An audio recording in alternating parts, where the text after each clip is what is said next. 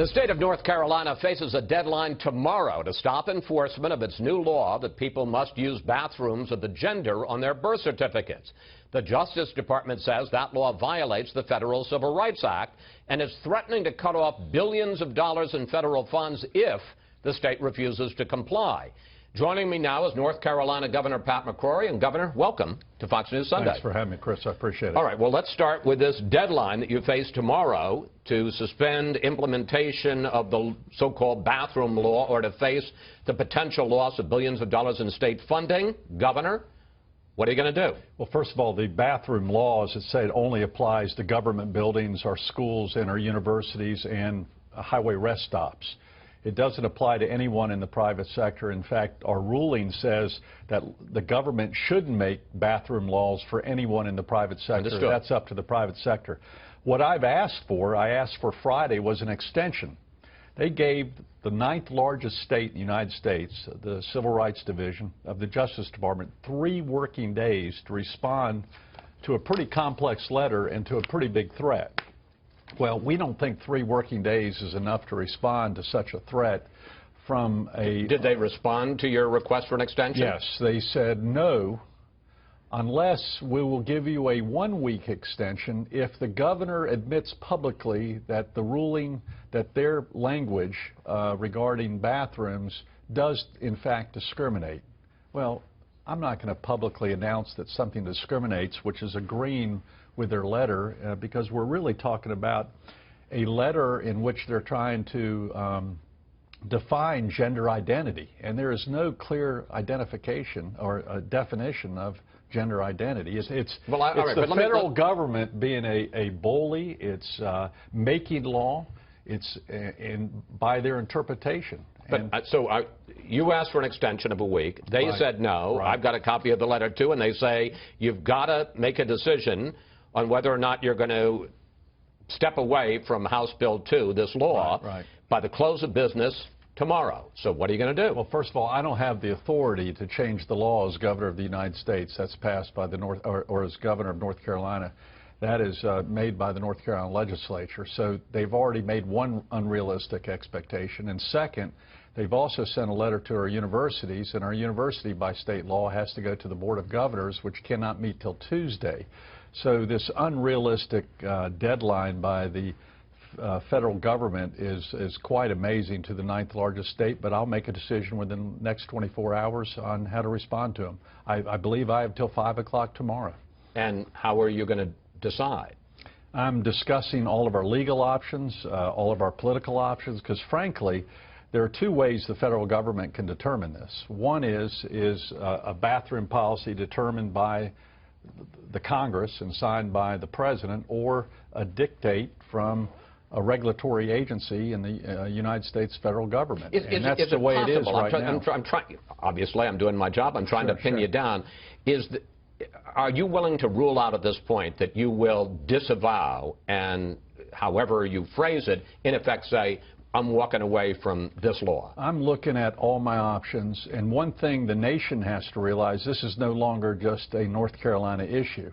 This order, this letter by the Justice Department is saying that every company in the United States of America that has over 15 employees are going to have to abide by the federal government's regulation on bathrooms. So now the federal government is going to tell almost every private sector company in the United States who can and who cannot come into their bathrooms, their restrooms, their shower facilities for their employees. And they're also telling every university in the United States of America. This is not just North Carolina.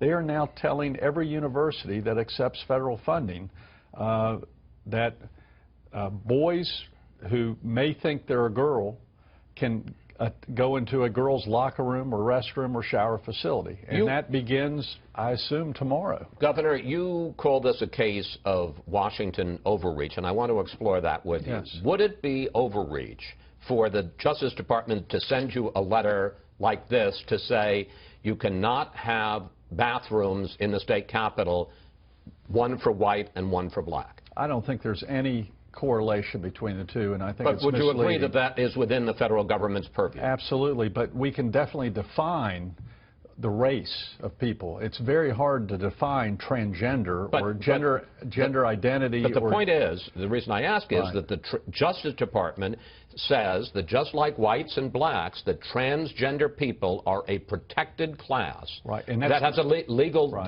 meaning, a protected class under the 1964 Civil Rights Law. That's what they say, but that's not what the federal law says. The federal law uses the term sex. And Congress does not define sex as including gender identity or other terms that the Justice Department is currently used. So right now the Justice Department is making law for the federal government as opposed to enforcing law. It sounds like basically law. You're going to challenge this in court. We're looking at all our options right now, but we also want to get feedback from the business community throughout the nation that's going to be impacted by this, and all universities throughout the nation that are impacted by this. But we're literally talking about billions of dollars. Now, if it is challenged, I assume there's no way, I'm not going to risk any money for the state of North Carolina. And now even the DOT, the National, Department of Transportation here in Washington is doing press releases saying they're examining whether they can take away North Carolina's money for roads and other transportation needs. But I'm going to get to the money issue in a second. But how many cases have you had in North Carolina in the last year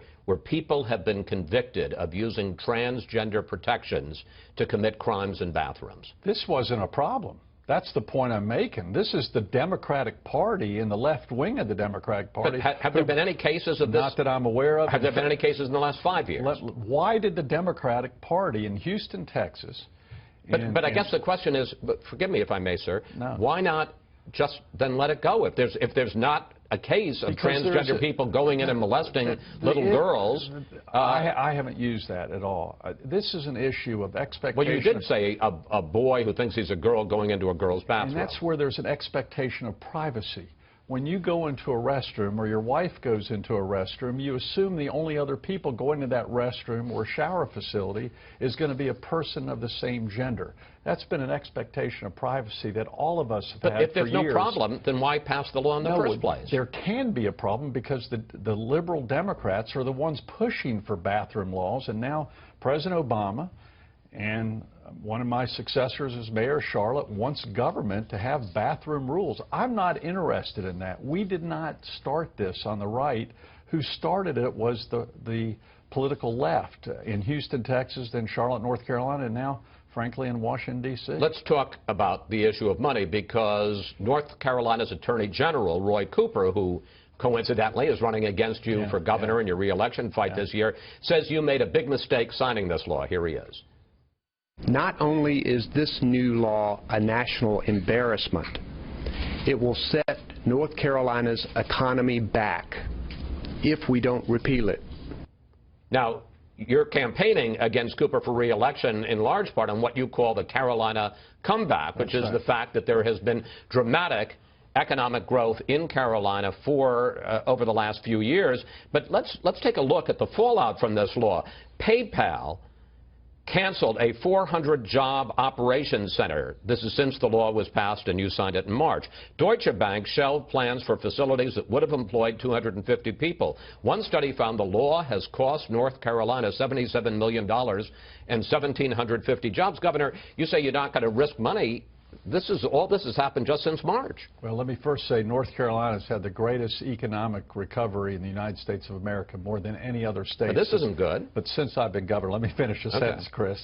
And then second, I need to say PayPal, for example, is kind of selective hypocrisy and selective outrage. This is the same PayPal company that did business in Sudan, did business in Iran, does business in Saudi Arabia, and they're lecturing North Carolina because the majority of North Carolinians, I believe, think a man who's a man ought to use the restroom that is on the door.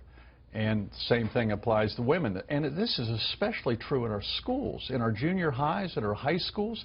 This is a basic change of norms that we've used for decades throughout the United States of America. And the Obama administration is now trying to change that norm, again, not just in North Carolina, but they're ordering this to every company in the United States of America starting tomorrow, I assume, or Tuesday, and also making this an order for every university in the United States of America. Governor McCrory, thank you. Thanks for flying here today and talking with us. And, of course, we will be looking forward to finding out what you decide and what you say by the close of business tomorrow, Thank you very much. The federal deadline. Thank you, sir. Thank you very much. Thank you. Good to talk with you. Thank you.